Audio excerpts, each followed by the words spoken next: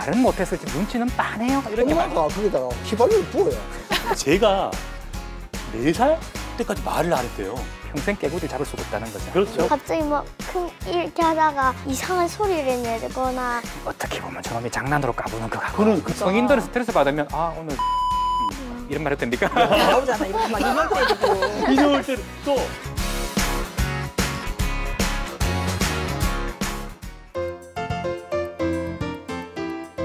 안녕하십니까. 여러분의 안방명의 공개 클리닉 웰입니다.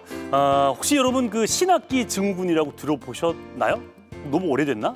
여러분 혹시 들어보셨죠? 이게 왜냐면 그 학년이 올라가거나 또 새학기 될 때 괜히 몸이 좀 찌뿌둥하고 밤마다 아프고 배 아프고 머리 아프고 배 아파요. 그러니까 저희는 그때 야 너 꾀병 부를래? 라고 했었는데 이게 꾀병이 아니고 진짜 신학기 증후군이라고 있다고 그러는데 근데 문제는 이게 학생들뿐만 아니라 학부모, 교사, 대학생들까지 겪는다고 그러는데 실제 이렇게 겪는다고 그래요. 네. 자, 신학기가 된 지 벌써 2달이 지났습니다. 5월이 가정의 달이기도 하고 또 우리 아이들에게 시간을 좀 많이 투자해야 되는 달인데 그래서 오늘은 어린이들과 또 이들이 또 좀 불편해하는 그런 것들을 이 시간 함께 논의를 좀 해보고자 합니다. 자, 오늘 이 시간 함께 하기 전에 우리 하윤 씨는 어린 시절 모범생이었어요? 어땠어요? 왜요? 갑자기 뜬금없이. 저는 좀 약간 개성이 강한 아이였던 것 같아요.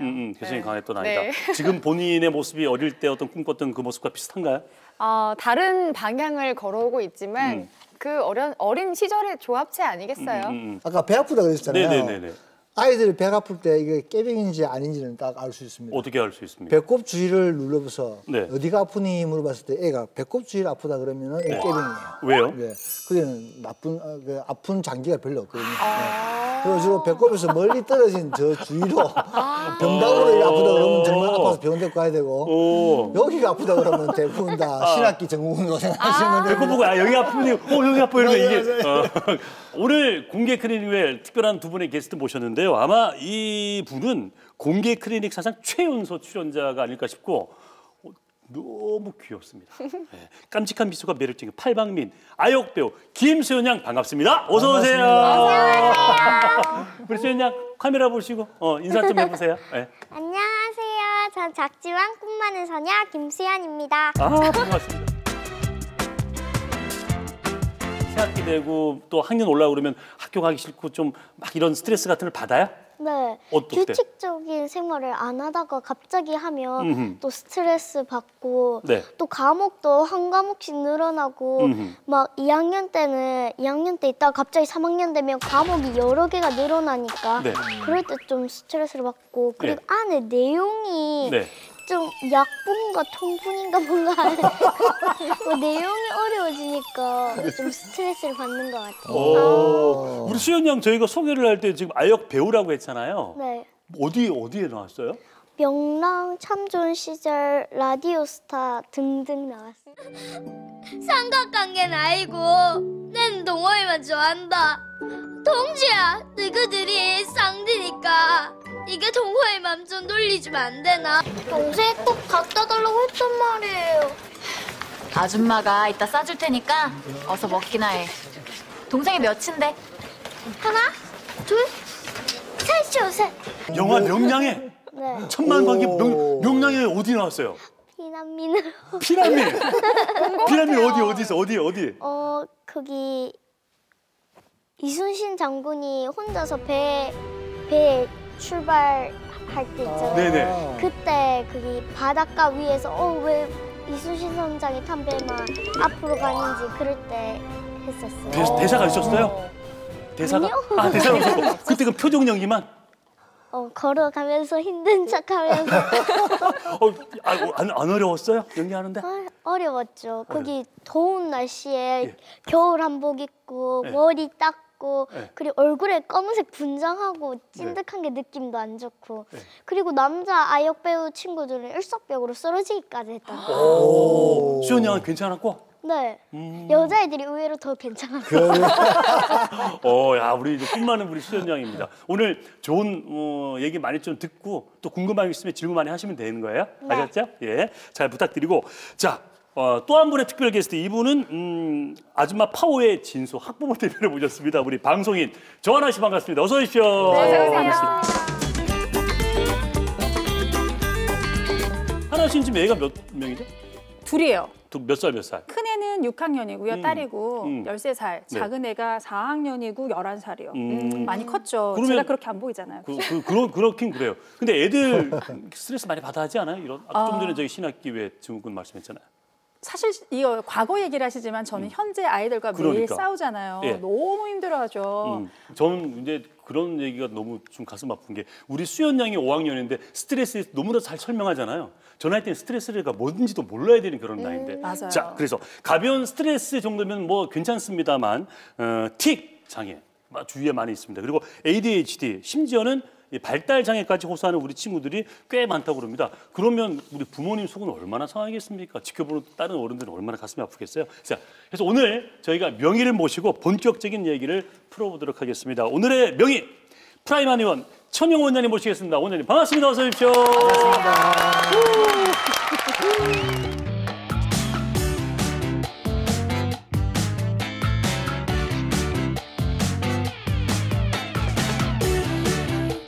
저희가 앞서서 뭐 신학기 증후군 이렇게 얘기를 했는데 아이들이 왜 그 틱 그리고 ADHD 또 발달 장애 같은 그런 장애를 앓고 있는 아이들이 좀 많이 있습니까? 실제로 어떻습니까?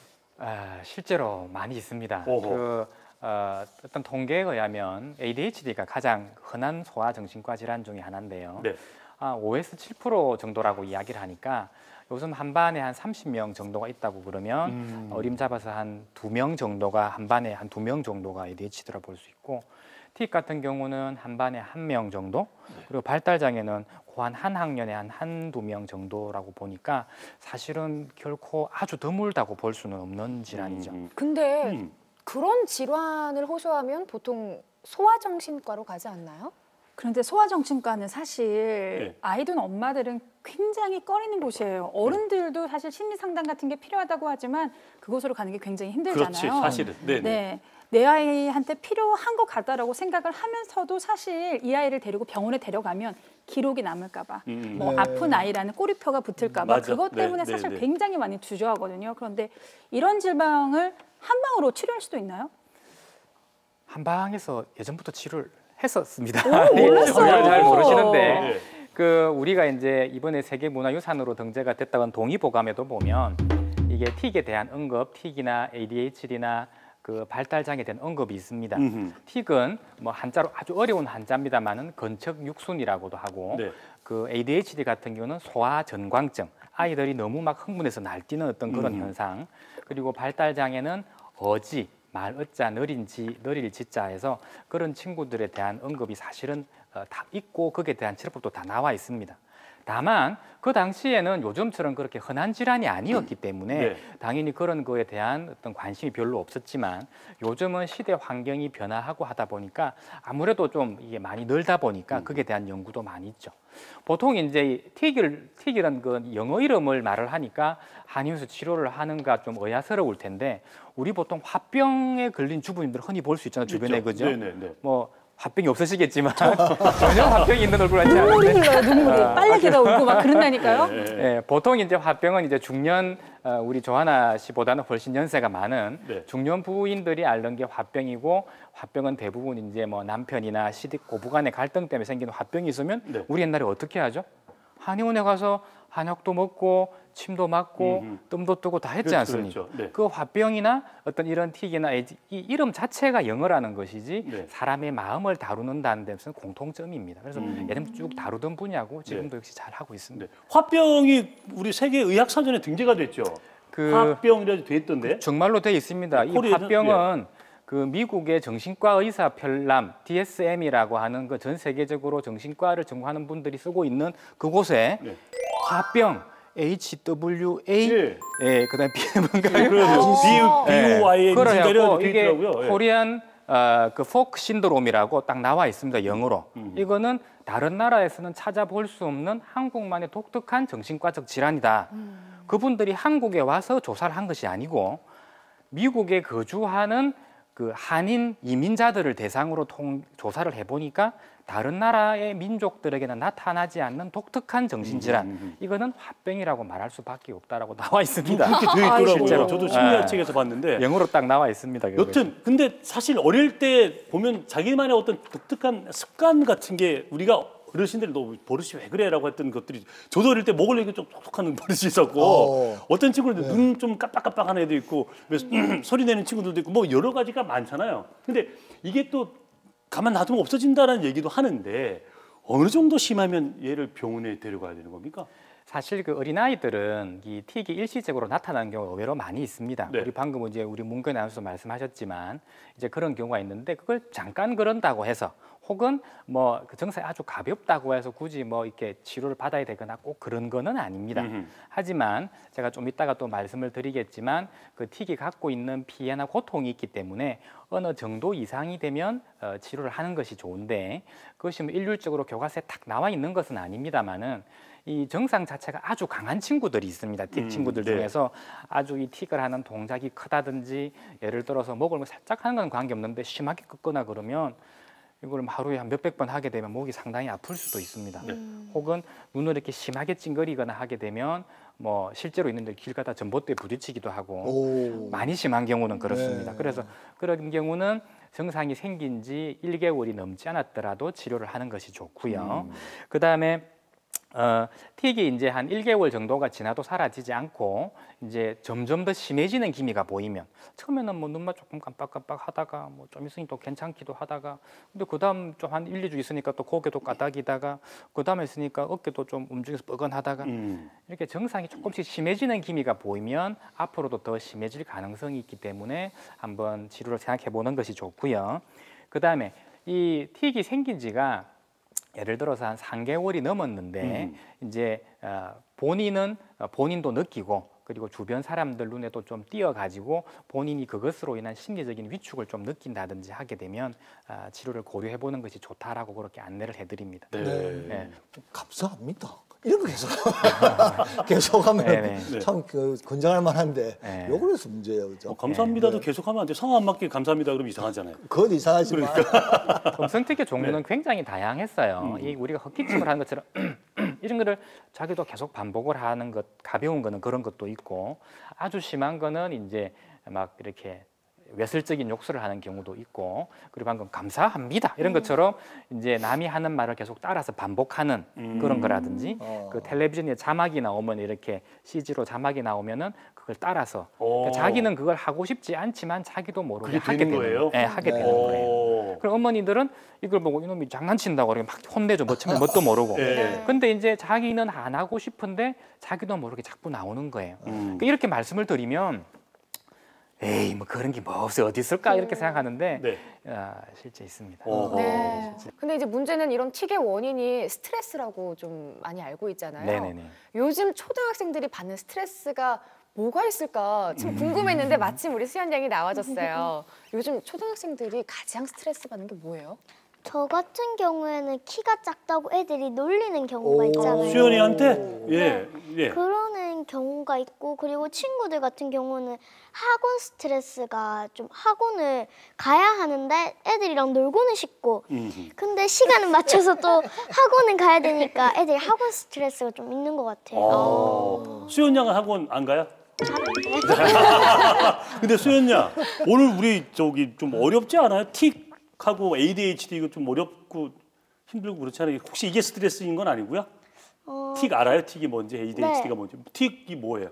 틱은 이야기하다가 갑자기 막 이렇게 하다가 뭐 이상한 소리를 내거나 자기 몸에서 이상한 행동을 하는 거. ADHD는? 주위가 산만하고 가만히 앉아 있질 못하는. 정확하게 알고 있네요. 학원 갈 필요가 없겠는데 레지던트 수준입니다. 지금 수연 양이 대답을 잘 했어요. 네네, 그러니까 그렇죠. 스트레스하고 이런 것하고 또 상관관계가 좀 있죠, 아이들. 그 일단 스트레스에 대해서 말씀을 드리면 네. 어머니들은 이제 요즘은 그렇지 않은데 어머니들이 좀만 애가 뭐가 스트레스였어? 네가 원하는 거 다 사주고 먹고 싶은 거 다 해주고 뭐 학원 조금 가지만 학원 안 가는 애들 누가 있어? 맞아요. 맞아? 수연 양 맞아요? 생색을 얼마나 내는지 엄마 내가 얼마나 힘든지 알아? 엄마 내가 힘든지 나는 안 하냐? 나도 나 힘든데 왜 니만 힘드냐. 진짜 예. 한번 좀 묻고 싶어요. 맨날 힘들대. 보통 그렇게 말하는데 이 스트레스는 아주 작은 이 돌되는 어리나 돌되는 아이나 6, 8, 90대 노인이나 똑같은 스트레스를 느낍니다. 돌되는 아이가 돌된 스트레스를 아이도 받는다고요? 애가 배가 고파서 젖을 달라고 우는데 주지 않는 스트레스를 받는 그렇죠. 거예요. 네네네. 단지 어린아이의 스트레스와 성인의 스트레스가 차이점은 뭐냐면 아이들은 똑같은 스트레스를 받지만 그것을 표현하는 능력이 떨어집니다. 네. 무슨 말인지 알겠죠? 그런 그래서 거밖에 없으니까. 성인들은 스트레스 받으면 아 오늘 열받네 이런 말 해도 됩니까?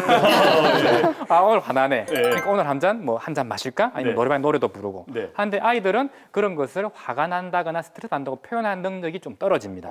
그렇기 때문에 엄마 나 짜증나 한다든지 그 정도만 하고 네. 대부분 애들은 어떻게 하냐면은 그런 것을 표현하는 그 기제가 약하기 때문에 행동으로 나타남. 애들이 갑자기 거칠어진다든지 혹은 이제 산만하다든지 네. 좀 이따가 ADHD를 말씀을 드릴 건데 ADHD가 아닌데도 불구하고 애가 갑자기 산만해진 수가 있어요. 네. 이제 그런 경우는 애가 뭔가 정신적으로 스트레스를 받으면 그것을 표현하는 방식이 떨어지기 때문에 그렇게 나타나기도 하고 심지어 애들이 이렇게 머리를 이렇게 뽑아가지고 네. 원형 탈모가 오는 애들도 있습니다. 네. 맞아요. 그러니까 애들은 그런 걸 스트레스를 표현하는 방식이 다르다는 것을 이제 방식이 다르지만 성인과 똑같이 느낀다는 것을 이제 아시는 게 좋고 네. 보통의 어머님들이 이제 오시면 아 우리 애가 스트레스를 많이 해서 틱이 생겼나 봐요 이렇게 말씀하시는데 그 보통의 그렇게 말씀하시는 거는 스트레스 이 틱이 생기는 원인에 대해서 조금 이제 정확하게 말씀을 드릴 필요가 있는데 네.